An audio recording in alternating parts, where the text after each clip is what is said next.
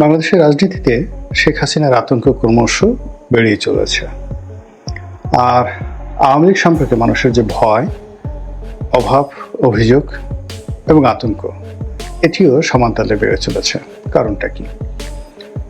আপনারা জানেন যে আওয়ামী লীগের অনেক শীর্ষ নেতা তারা এখন জেলখানাতে আছে এবং প্রায় প্রতিদিনই আওয়ামী লীগের বিভিন্ন স্তরের নেতাকর্মীরা ধরা পড়ছেন, অনেকটা সাঁড়াশি অভিযানের মতো। কিন্তু কোনো অবস্থাতেই সংগঠনটিকে দমন করা যাচ্ছে না। যারা জেলখানাতে আছেন, জেলখানাতে থাকলে মানুষের মধ্যে যে ধরনের ফ্রাস্ট্রেশন আছে, সেই ধরনের ফ্রাস্ট্রেশন তাদের মধ্যে লক্ষ্য করা যাচ্ছে না। প্রথম কয়েকদিন তারা বেশ নিশ্চুপ ছিলেন। রাশেদ খান মেনন, হাসানুল্লাহ কিনু, তাদেরকে হাত কড়া পরানো হতো বা এখনো হচ্ছে অনেক ক্ষেত্রে, কিন্তু তাদের হাসি বন্ধ করা যাচ্ছে না। তারপর তাদের যে জামা কাপড়, পোশাক আশাক, এটা তাদের যে মন্ত্রী যখন ছিলেন তারা তখন যে ধরনের ইস্ত্রি করা ধপধপে সফেদ পাজামা পাঞ্জাবি পরতেন, ঠিক ওই রকম পাজামা পাঞ্জাবি পরে তারা জেলখানা থেকে এই কোর্ট কাছারিতে আসছেন। আগে অনেকে মাথা নিচু করে থাকতেন, ভয় কাজ করতো, আতঙ্ক কাজ করতো, কিন্তু ইদানিং দেখেন তারা উল্টো তাচ্ছিল্যের হাসি হাসছেন। তাদের চেহারা অনেকের ভালো হয়ে গেছে এবং বিভিন্ন মাধ্যমে আমরা যে কথাবার্তা শুনি যে তারা জেলখানাতে বেশ যারা জেলের কর্মকর্তা রয়েছেন তাদেরকে বেশ ধমক দেন। এইগুলো একটা। আমি একজন ঊর্ধ্বতন পুলিশ কর্মকর্তা একদিন আমার অফিসে আসলেন যে কোনো একটা বিষয় নিয়ে।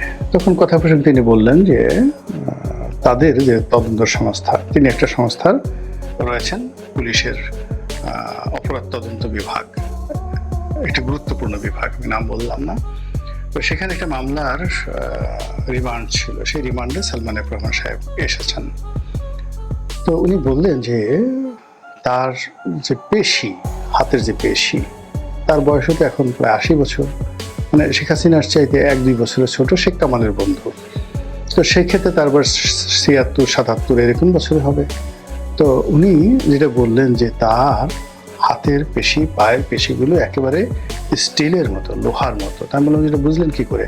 তো যখন হ্যান্ডশেক করলাম বা উনি হ্যান্ডশেক করলেন, করার পরে সে যে কুয়াচ দিয়ে আমার হাতটা চাপ দিল, তাতে মনে হলো যে তার গায়ে অনেক শক্তি এবং আমি তার সাথে পাঞ্জা লড়ে পারবো না। এবং তিনি যখন চাপ দিচ্ছিলেন তখন তার হাতের পুরো পেশিটা, যাকে বলা হয় মাসেলগুলো, ফুটে উঠছিল। 2 নম্বর হলো যে তিনি বাংলায় তো একটু টেনে টেনে বলেন। তো সেই টেনে টেনে তিনি বললেন যে দেখো, একেবারে তুমি করে কম করে দেখো। এইরকম ঘটনা আমার জীবনে অনেকবার ঘটেছে বা আমাদের জীবনে এগুলো অহরহ ঘটে, এটা কোনো সমস্যা না।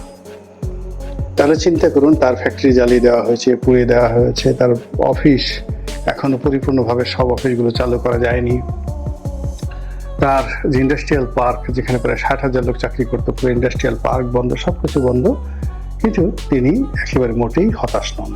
এইগুলো এক।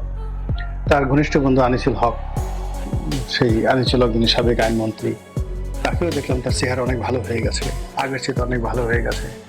শাহজাহান খান মন্ত্রী, তিনি তো রীতিমতো যাকে বলা হয় একেবারে রাজার মতো যেভাবে ঢোলা পাঞ্জাবি করে আসেন, তাতে মনে হলো যে মন্ত্রী শাহজাহান খান বা এমপি শাহজাহান খান বা সংসদীয় কমিটির সভাপতি শাহজাহান খান, তার সাথে এখন আসামি শাহজাহান খান, তার দাপট অনেক বেড়ে গেছে।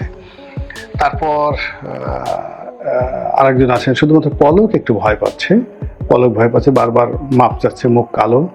এটা আমি কারণ বলতে পারবো না, কিন্তু আওয়ামী লীগের আর একজন যে সংসদ সদস্য কবিরুল তালুকদার মুক্তি, সেই তাকে যখন ধরা হলো, তিনি জিন্স প্যান্ট পরা, 2 পকেটের সামনে হাত দিয়ে অনেকটা টম ক্রুজের কায়দায় তিনি পুলিশের অফিসে আসলেন এবং তাকে দেখে পুলিশের যে body language, as it is মনে হলো কিং হ্যাজ কাম, রাজা আসছে, ওইরকম একটা ব্যক্তিত্ব তিনি ফুটিয়ে তুললেন।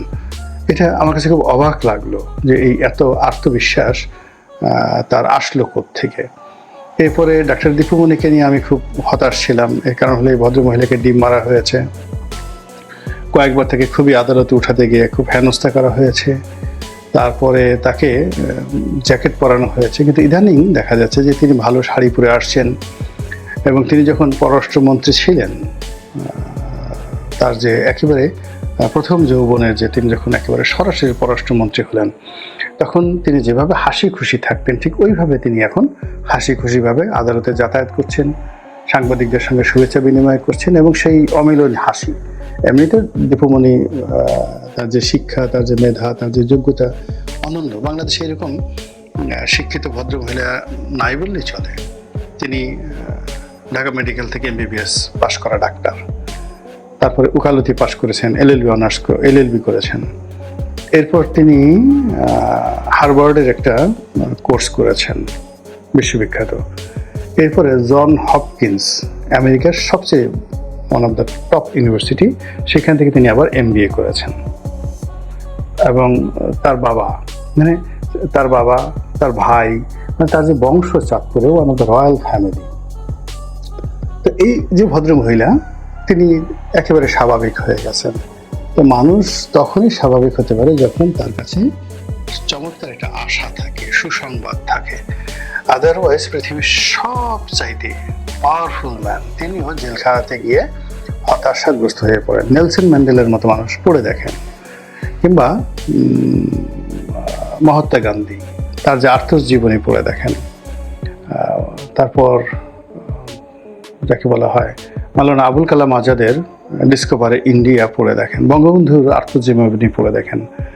প্রতি মুহূর্তে তারা হতাশার সাগরে ডুবেছিলেন। তাদের মনে হচ্ছিল আজকে বোধহয় তার জীবনের শেষ দিন। শেখ হাসিনাও আমাকে একদিন বলেছিলেন যে 1/11-এর সময় তিনি যখন জেলে ছিলেন, তার কাছে মনে হতো আজকেই বোধহয় তার জীবনের শেষ দিন, এরকম মনে হতো। আমি নিজে যখন জেলে ছিলাম, প্রতিদিন একটা ভোর হতো বা একটা রাত হতো, বিভৎস একটা ভোর, বিভৎস। তারপরে একটা রাত আসতো, বিভৎস। কোনো কিছুতেই শান্তি নেই, খাওয়াতে হজম নেই, কোনো কিছু ভালো লাগে না। আমি জেলখানাতে ঢুকলাম, আমার চোখে কোনো সমস্যা ছিল না। ওই দিন 24 ঘন্টার মধ্যে হঠাৎ করে দেখলাম যে আমি চোখে দেখি না, চশমা লাগলো, নতুন চশমা নিতে হলো। কোনোদিন আমার দাঁতের সমস্যা ছিল না। 1 সপ্তাহ পরে দেখলাম যে আমার দাঁত এমন ক্ষয় হয়ে গেছে, এরপর আমার দাঁতে ফিলিংস করতে হলো।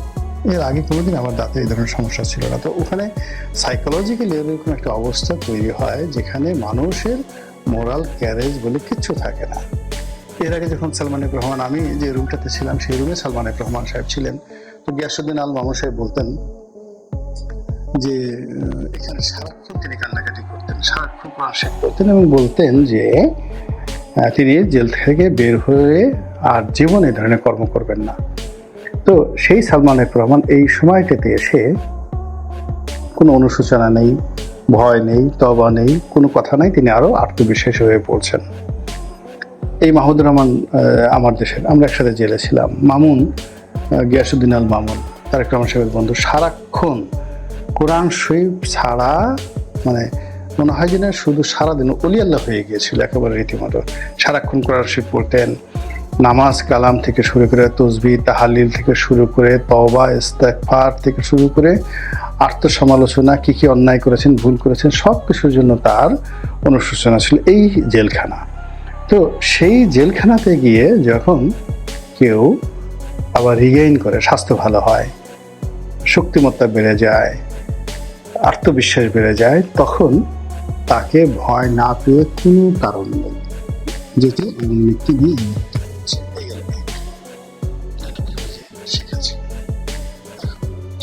প্রবাসে আছে, দিল্লিতে আছে। প্রথম কিছুদিন আমাদের কথাও শুনতে পাইনি, ছবিও দেখতে পাইনি।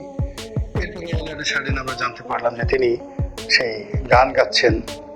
তারপরে তিনি ওই নদী গার্ডেন, দিল্লি অভিজাত একটি পার্ক আছে, সেই নদী গার্ডেনে ঘোরাফেরা করতে দেখা গিয়েছে। পরবর্তীতে জানলাম যে তিনি রয়্যাল মেহমান হিসেবে, রাজকীয় মেহমান হিসেবে ইন্ডিয়ার, মানে একেবারে অন্য দেশের যে রাষ্ট্রপ্রধান, অর্থাৎ দালাই লামাকে তারা যে আশ্রয় দিয়েছে, ভারত আশ্রয় দিয়েছে, অন্য একটা দেশের প্রেসিডেন্টের যে প্রোটোকল, সেই প্রোটোকল দিয়ে দালাই লামাকে আশ্রয় দিয়েছে। ঠিক দালাই লামার স্টক আছে,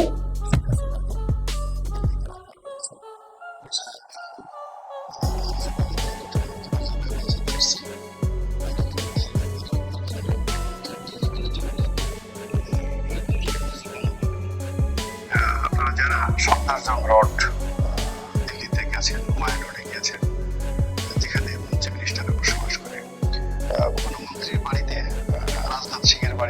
আপনি যান, অমিত শাহের বাড়িতে যদি যান, তাহলে আপনি দেখতে পাবেন যে আমাদের দেশের গণভবন বা বঙ্গভবনের যে জৌলুস, তার চেয়ে ভারতের যে কোনো মন্ত্রীর বাসভবন বা গভর্নরের বাসভবন, এটার বিলাসিতা বলে আপনি শেষ করতে পারবেন না। এর কারণ হলো ওই যে ব্রিটিশ জামানাতে ব্রিটিশ ভাইসর, গভর্নর জেনারেলদের যে স্ট্যাটাসগুলো ছিল, মন্ত্রীর যে স্ট্যাটাস ছিল, ঠিক সেম স্ট্যাটাসটা তাদের মন্ত্রী মিনিস্টারের জন্য তারা বরাদ্দ রেখেছে। কেবলমাত্র মুখ্যমন্ত্রী যারা হয়, প্রাদেশিক সরকার যেমন মমতা ব্যানার্জি, তাদের জন্য অতটা জৌলুস থাকে না, খুব সাধারণ জীবনযাপন থাকে। কিন্তু পশ্চিমবঙ্গে যিনি গভর্নর আছেন কেন্দ্রীয় সরকারের, তার জৌলুস দেখলে আপনি শাহাবুদ্দিন চুপ্পুকে মনে হবে একটা ডিসিও না। পশ্চিমবঙ্গে যিনি কেন্দ্রীয় সরকারের গভর্নর হিসেবে আছেন, তার বাড়ির জৌলুস যদি দেখেন, আপনার এখানে গভর্নর মানে বাংলাদেশে যে শাহাবুদ্দিন চুপ্পুর বাড়ি গণভবন, বঙ্গভবন, সেই বঙ্গভবনের জৌলুস দেখে আপনার মনে হবে এটা কোনো বাড়িই না। আপনি যদি আমাদের সেনাপ্রধান ওয়াকারুজ্জামান যে বাড়িতে থাকে সেই বাড়ির জৌলুস দেখেন, আর রাওয়ালপিন্ডিতে, ইসলামাবাদে যদি একজন ব্রিগেডিয়ার পদমর্যাদার পাকিস্তান সেনাবাহিনীর কর্মকর্তার বাসভবন দেখেন, একজন কোর কমান্ডারের বাসভবন দেখেন, আপনি মনে হবে যে আমাদের জেনারেল ওয়াকারুজ্জামানের বাসাটা একজন মেজরের বাসা, জাস্ট সেনাবাহিনীর একজন মেজরের বাসা। এটা পাকিস্তান এখন এই জিনিসটা রেখেছে। ইমরান খানের অফিস, আপনি যদি পাকিস্তানের প্রধানমন্ত্রীর অফিস, শাহবাজ শরীফের অফিস, ইমরান খানের অফিস, সেই অফিসটা যদি দেখেন, আর আমাদের এই যেটা প্রধানমন্ত্রীর অফিস বা প্রধান উপদেষ্টার অফিস, এটাকে দেখে আপনার মনে হবে এটা একটা ডিসি অফিস।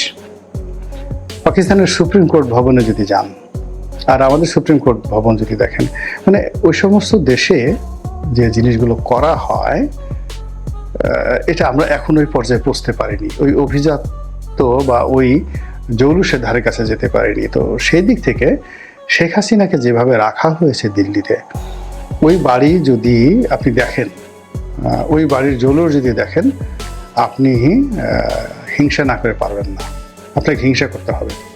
দুই নম্বর হলে যে ওখানে তাকে যে সিকিউরিটি দেওয়া হয়েছে, সুযোগ সুবিধা দেওয়া হয়েছে, এটা বোঝার জন্য আপনারা যারা তসলিমা নাসরিনের সঙ্গে দেখা করেছেন, বাংলাদেশ থেকে অনেক সাংবাদিক অনেকে যান, গিয়ে তসলিমা নাসরিনের সঙ্গে দেখা করেন। তো তসলিমা নাসরিনকে যে প্রোটোকল দিয়ে ভারত সরকার রেখেছে, ওটা দেখলে আপনি বুঝতে পারবেন যে শেখ হাসিনাকে কি প্রোটোকল দিয়ে সেখানে রাখা হয়েছে। তো সেই প্রোটোকলের মধ্যে থেকে তিনি রাজনীতি করছেন, বাংলাদেশের সব মানুষের ভয় দেখাচ্ছেন, একটার পর একটা মিটিং করছেন, যা মুখে আসে তাই বলছেন। তিনি তার বোন, আত্মীয় স্বজন, ছেলে মেয়ে, রাজনৈতিক নেতাকর্মী, তাদেরকে দল বেঁধে তিনি দাওয়াত করছেন। ভারত সরকার আবার তাদের খাওয়া দাওয়ার ব্যবস্থা করছে। মানে ধরুন শেখ হাসিনার বাসায় কলকাতা থেকে 20 জন শীর্ষ নেতা গেল, তো তাদেরকে তার বাসায় খাওয়া দাওয়া করানো হবে। এই রাজকীয় শাহী খাবার দাবারও ভারত সরকার দিচ্ছে। যারা ওখানে গেছে তাদের হয়তো এই ধরনের কথাবার্তা কতটা সত্য মিথ্যা সুন্দরভাবে বলতে পারবে, বাট এটাই সেখানে হচ্ছে। তো তিনি সেখানে থেকে যে কর্মকাণ্ড করছেন, এবং এই কর্মকাণ্ডের পেছনে যে ভারতের মদদ আছে, নরেন্দ্র মোদীর যে গ্রিন সিগন্যাল আছে, এটা আমরা প্রধান উপদেষ্টার বক্তব্যে বুঝতে পেরেছি। তিনি বেশ হতাশার সুরে বলছেন যে ভারত যেভাবে শেখ হাসিনাকে লালন পালন করছে, অবস্থার দৃষ্টি মনে হয় যে তারা এরকম একটা আত্মবিশ্বাস যে আগামীতে শেখ হাসিনা আবার বাংলাদেশে আসবে এবং প্রধানমন্ত্রী হিসেবে বসে আগের মতো ক্ষমতা চালাবে। এই তো মেহেদী হাসানের সাথে যে আমেরিকাতে গিয়ে তিনি এই ধরনের একটা কথাবার্তা বললেন যে শেখ হাসিনা যারা আপনজন বা ভারত, তারা মনে করছে যে শেখ হাসিনা এখনো ক্ষমতা আছে, আগামীতে জাস্ট একটা ছুটিতে আছে, এসে তারা আবার সেই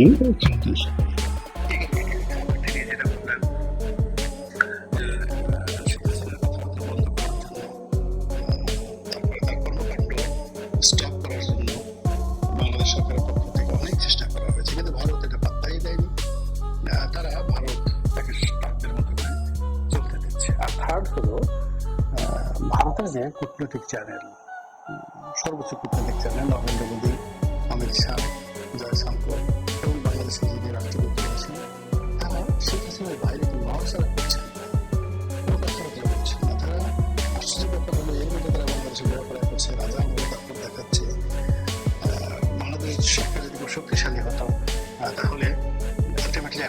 ভারতের রাষ্ট্রদূতকে যদি বাংলাদেশ থেকে বহিষ্কার করা যেত তাহলে বোঝা যেত যে না, সরকার এখানে দাপট দেখাতে পারছে। কিন্তু তা না করে এই রাষ্ট্রদূত তিনি কথাবার্তা বলে যাচ্ছেন, ভিসা বন্ধ করে রেখেছেন।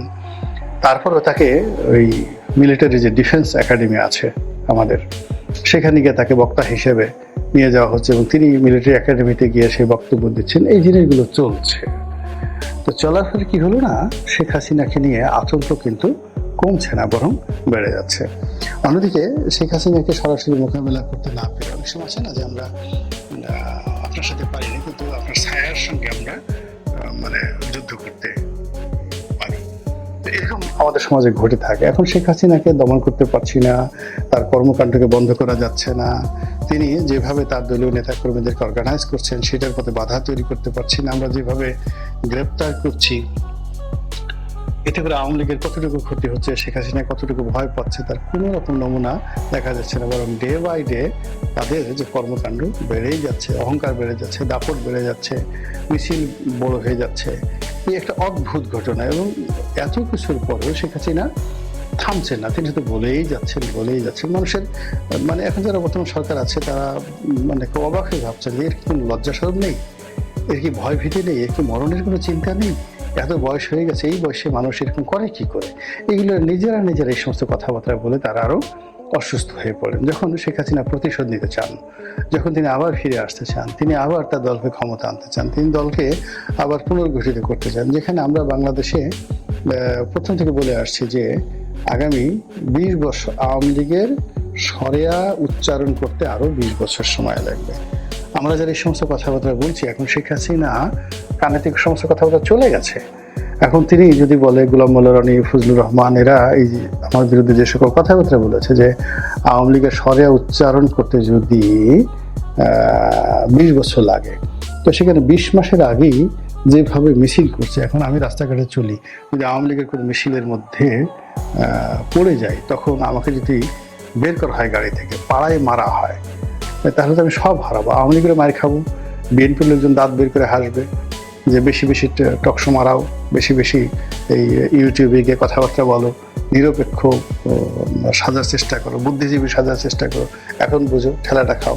দেখুন, এই যে আমরা যারা নিরপেক্ষ কথা বলার চেষ্টা করছি, আমাদের কথা কখনো ডক্টর মোহাম্মদ ইউনূসের পক্ষে যায়, কখনো শেখ হাসিনার পক্ষে যায়, কখনো ডক্টর ইউনূসের বিপক্ষে যায়, তারেক রহমানের বিপক্ষে যায়। মানে এই যে একটা সাধু সাজার চেষ্টা করছি, এখন বলেন, আপনারা বলেন তো আমাদের আসলে কি করা উচিত?